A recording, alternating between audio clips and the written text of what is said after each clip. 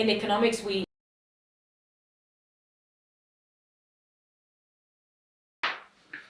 नमस्कार दोस्तों, the icon series के 5वें एपिसोड में मैं आपका होस्ट चिरायु भट्ट आपका हार्दिक स्वागत करता हूं।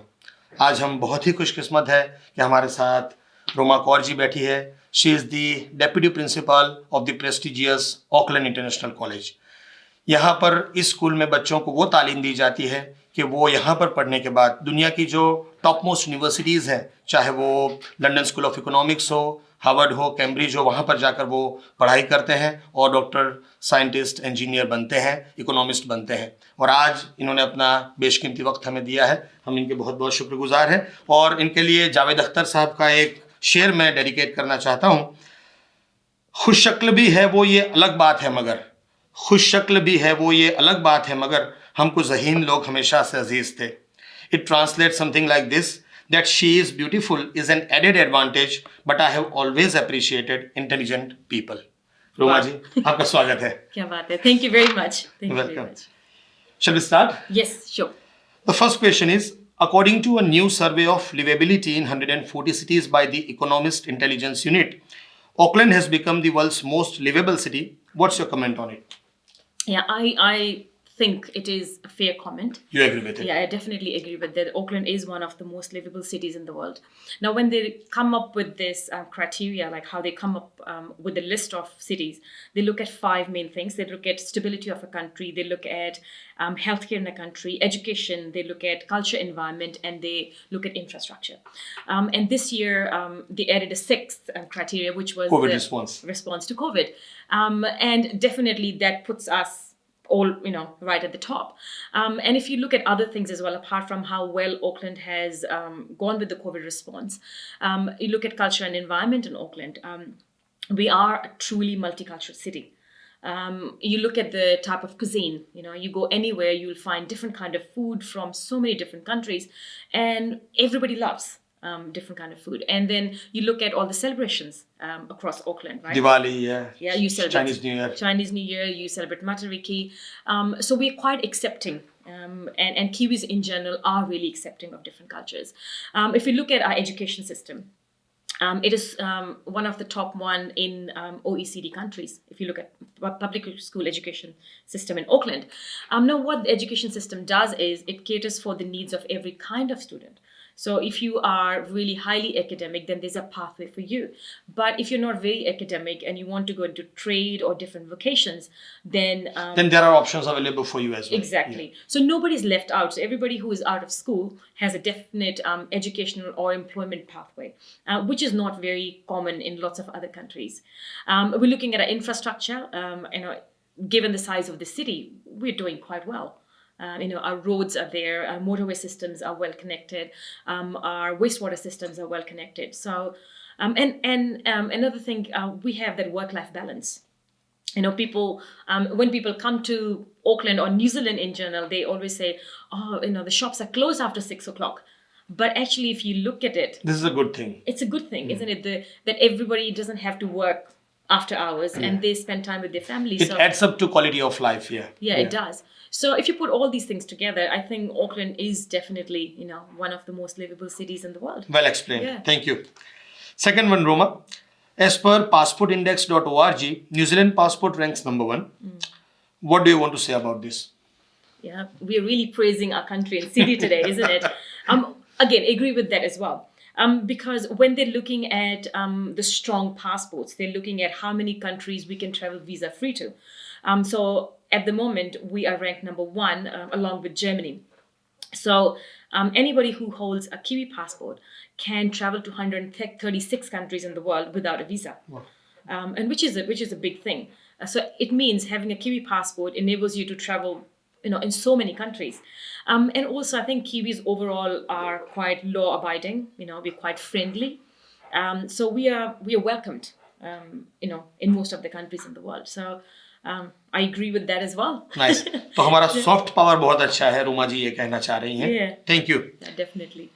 Third one. New Zealand government has recently announced rebates up to $8,625 for new cars and $3,450 for older used models. If you can explain this move to our viewers, it will be very helpful. For your आपकी जानकारी के लिए बता दूं, मैंने भी recently एक नई टेस्ला खरीदी है, तो I am very interested to find out her views. Yeah. Again, very interesting and hot topic these days, isn't it? Everybody's talking about rebates of electric vehicles and people actually discussing. I've met so many people and they want to know what's happening. So New Zealand government has come up with what they call clean car rebates. So if you look back, the reason for that is global warming is a real issue, right? And as a country, even we're a small country, but we want to do our part. Right? We want to make sure that our carbon emissions are low, and we are keeping the country and the world green and clean, of course. So therefore, New Zealand government has announced these rebates. So what it means is that if you buy an electric vehicle, then you're going to get certain amount of money back on that. And it's different if you're buying a second-hand car or a new car. Now, there are various things with it. I think, first of all, we don't have to worry about, oh my God, where the money is going to come from. Because first thing we think about is government is blowing the budget. Right? So, they're giving away all this money to people who buy Teslas. But actually that money is going to come back from a new fee they have started. They're going to start charging. If you buy a car, an imported car, of course, all cars are imported in New Zealand, but if you buy a car which is high carbon emission, then you have to pay a fee. And that can range anywhere between $2,800 to little Very more good than point. So that will 5,000. compensate. Yes. Yeah. So that's what they're doing. They're getting money from the people who are actually adding on to emissions, and they're giving it to people who are decreasing our emissions, which is quite fair.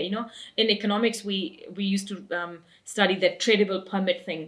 For the production of different things. So it's a similar thing. If you're doing something good, you get money back. If you're not doing your part, then you have to pay a fee. Now, in terms of actually electric vehicle market, there are few concerns about that because electric vehicles are quite expensive. So even if we look at the prices of petrol, diesel vehicles and electronic vehicle, there's a huge difference. So this rebate can be useful to some extent, but I'm not sure if it's going to attract lots of people to buy electric vehicles. And also the supply of electric vehicles is a little bit short. Yes. So the production is not that high. And in case these rebates work and lots of people start to buy electric vehicles, we're going to have surge in demand. And that might push the prices up. That's what we learn in economics, right? So, So demand and supply, isn't it? All that. So we don't know what's going to happen with the future of electric vehicle market in that sense. But what I think is it's still a good investment actually buying any electric vehicle because the running cost of that is going to be low as compared to petrol and diesel. And we see how expensive petrol is. So if you own an electric vehicle over time, you will see that it's not going to put so much pressure on your pocket. Thank you. So good idea to buy. मेरी हौसला अफजाई करने के लिए शुक्रिया. Thank you. Yes, you well done. Next one. GDP rose by 1.6% in the March 2021 quarter, following a 1% fall in the December 2020 quarter. What may have fueled this recovery? I think various factors in Such here, as, yeah. if we look at that. So first of all, what happened was in 2020, we are going through such a period of uncertainty and we had lockdowns and we didn't know what was going to happen with COVID-19, right? So we were getting new cases and then, sudden lockdowns. But this year in 2021, there's more stability in the economy. We have got vaccines coming out now. Population is getting vaccinated. So what that has done, that has increased the confidence. So consumer confidence and business confidence both. So what happened during lockdowns last year, everybody saved their money. Right? Yes. Because we didn't know if we will have our jobs or what's going to happen with the future of economy. So everybody saved up. And now we are out there and now we don't know what to do with that money when we can't travel overseas. Yes. And Kiwis used to spend millions of dollars traveling overseas. So now people have come out of their shell and now they're thinking where to spend. So the demand for accommodation has gone up, especially the holiday destinations where, like, for example, Queenstown, Rotorua, you can't find anything. The demand for eating out has gone up to such extent that some of the eateries are shutting down, as we Yes. saw this week, Yes. because they can't meet the labor demand for that. So people are eating out now. And Kiwis are exploring their own backyard. So money is coming up everywhere. Yes. And that has fueled the GDP of the country. And another thing is with our construction boom. the biggest ever construction boom in last few decades, actually. And we're building so many houses, and that is adding on to the economy as well. So, yeah, good business confidence, good consumer confidence, and construction boom. Thank you. दुनिया का कोई भी student जो economics study करता हो या economist हो, वो ये जानकर खुश ही हो सकता है कि जीडीपी बढ़ा है। इसी तरह से हम भी खुश है कि ये जो नए डेटा रिलीज हुए उसमें 1.6% का इंक्रीज हुआ है। रोमा, जब हमने पहला एपिसोड किया था तकरीबन 2-3 महीने पहले प्रोफेसर गामिनी जयसूर्या के साथ ओकलैंड यूनिवर्सिटी में, उस वक्त ये दिसंबर क्वार्टर के डेटा रिलीज हुए थे और तब ये 1.1% डाउन था। तो आज हम बहुत ही खुश है कि ये मार्च क्वार्टर के जो डेटा आए हैं उसमें ये अप गया है। Thank you so much, well explained. Next one, fifth one, what golden advice would you like to give to people who want to buy their first home in New Zealand? देखिए देवी और सज्जनों, हमने जो पहले 4 episode किए हैं उसमें गालिबन हमने एक ही बात दोहराई है कि भाई हाउसिंग मार्केट बहुत ही डिफिकल्ट है, लेकिन आज हम थोड़ा एक पॉजिटिव बात करना चाहते हैं कि ऐसा क्या किया जा सकता है जिससे जो लोग स्ट्रगल कर रहे हैं अपना पहला घर खरीदने में, उन्हें रोमा कुछ ऐसी एडवाइस कर सके जिससे उनका काम, उनकी राह आसान हो जाए। जी। I think Auckland property market is really hot, and even the whole New Zealand property market is getting hotter. Median house prices are increasing every quarter, we see. So in that time, if you're a first home buyer and you want to get on property ladder, there are few things you can do. I think first one, and the most important one, is savings. So you need to be saving a big chunk of your income. We talk about smashed avocado generation, right? So those who spend a lot. Who spend a lot of money on eating out, on branded clothes, flash cars, or overseas trips or whatever. So if you start putting part of your savings away, tucked away where you can't see it, it adds on. And everything adds on. Another thing with that is also increase your contribution to KiwiSaver. And if you're not registered for KiwiSaver, do that. Because what happens with KiwiSavers is you put 3% of your income, and then your employer puts 2%, and then you also get money from government. And then all this money is further invested by your financial institution, whoever you are with. So before you know, the money starts to add on. For every year of KiwiSaver contribution, government gives you $1,000 of first home grant as well. So if you have done 10 years in KiwiSaver, you get $10,000 from government if you're buying your first home. So I think these are two very, very important things. Boost up your savings and increase contribution to KiwiSaver. Yeah, exactly. Another thing I want to say is, again, we hear lots of people saying, Auckland is really overpriced now. We can't really buy anything in Auckland. You don't have to buy in Auckland. That's important as well. And in Auckland as well, there's some suburbs which are still quite reasonable. But what sometimes first home buyers forget is that first home is not the dream home.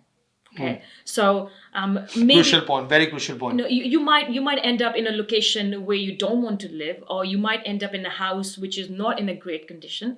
But if you buy an old house and you renovate it yourself, you're adding on to your equity, right? So so go for something which is achievable, because if you wait for another 5 years, even that house is going to be more expensive. I agree. And if you can't really find anything in Auckland, you can find somewhere outside Auckland. Keep it for a few years and then sell up and use that equity to have your buy down something payment in in Auckland. Auckland. Yeah. So different kind of things you can do. But definitely another important thing is talk to the professionals. Talk to mortgage brokers.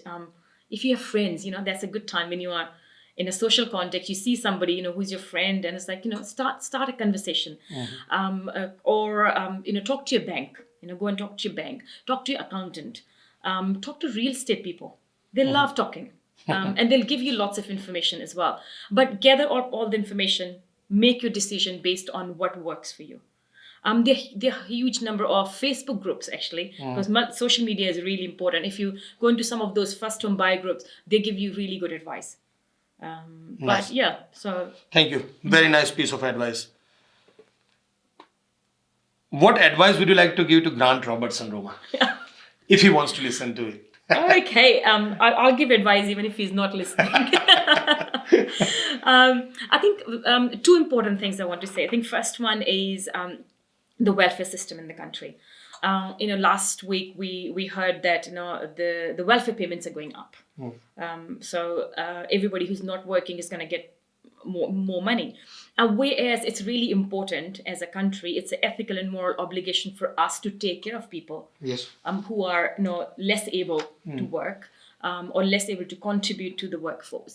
But at the same time, I think there has to be push from government to get people back into labor force. Yes. So it was actually in today's News and Herald that in this last quarter, there were 80,000 jobs posted and employers can't find people to work. So I think it's okay to give money to people who can't work, there has to be an active movement around getting these people into workforce. So that'll be good for our economy overall. Second thing, going back to KiwiSaver that I was talking about for first home buyers, I think our superannuation scheme is a little bit soft. We have to contribute a minimum of 3%. Whereas if you look at Australia, they have to contribute 9.5%. So it's a mandatory contribution if you're working. And they're going to increase it to 12% by the end of 2025. So if you look at that, you compare with us, it's not much. So what I would suggest is if we could increase that minimum contribution of 3% to slow increments, maybe 3 to 5 into 7 or 10, but increase that so actually people are pushed to save.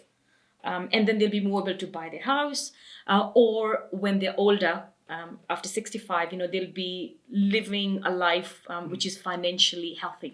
वाह, very nice, या thank you so much. देखिए, रोमा जी ये नहीं कहना चाह रही हैं कि हमारी कीवी सेवर जो स्कीम है वो अच्छी नहीं है। She is saying that it's doing very good, लेकिन वो ये कह रही हैं कि जब आप उसकी तुलना या उसकी कंपैरिजन ऑस्ट्रेलिया से करते हैं तो आपको ये महसूस होता है कि ऑस्ट्रेलिया से हम लोग काफ़ी पीछे है, वो जो हमारा नेबरिंग कंट्री है। तो हमें ये जो 3% कॉन्ट्रीब्यूशन है वो ग्रेजुअली 5, 7 और 10, 12 तक पहुंचाना चाहिए, जिससे हम एट पार विथ ऑस्ट्रेलिया भी हो सके। Thank you so much. Any other comments, Soma, before we wrap up this nice interview? I think going back to our, living in Auckland and living in New Zealand, I think we are really lucky in that way. We are living in a country which is one of the best ones in the world. We are living in a country which is really peaceful, and look at our COVID response and everything. Soon we are going to get vaccine passports. Yes, yes. Which is really, I got fully vaccinated. So it will be even more powerful. So I think we need to be positive, stay positive about all those things, and look forward to the future. And in a very positive way. So I'm just, I'm quite happy. And I think like the questions you asked as well. Thank you so much. Thank you so much for giving me this opportunity. My pleasure. Roma ji से हमारी पहली मुलाकात गालिबन 2017 में हुई थी एक college में। तब से मुझे याद था और मैंने सोचा था कि जब भी कोई क्रिएटिव काम करेंगे इकोनॉमिक्स की फील्ड में, उनका थोड़ा हम साथ और सहयोग लेंगे, और बहुत ही हम आभारी हैं उनके कि उन्होंने अपना कीमती वक्त हमें दिया। आप ये इंटरव्यू ज़्यादा से ज़्यादा देखें, शेयर करें दोस्तों के साथ, और अगर आपको कोई कमेंट लिखनी हो तो ज़रूर लिखिएगा। और मैं आपसे वादा करता हूँ, दावा करता हूँ कि आपको ये इंटरव्यू ज़रूर पसंद आएगा, और अगर नहीं पसंद आए तो मुझे कॉल कीजिएगा। Thank you so much. Thank you very much. Thank you.